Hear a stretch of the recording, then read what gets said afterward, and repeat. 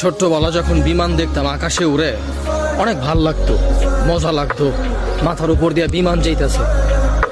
আর এখন যখন ওই বিমানে উঠছি তখন বুঝতে পারছি যে কতটুক যন্ত্রণাদায়ক এই বিমান।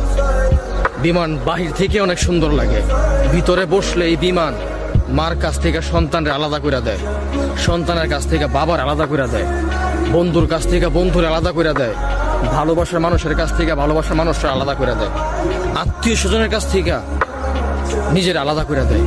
বিমান হইতেছে একটা স্বার্থপর গাড়ি, যেই গাড়িতে একবার উঠলে কবে আবার এই গাড়ি নিয়ে আসবে তার কোনো গ্যারান্টি নাই।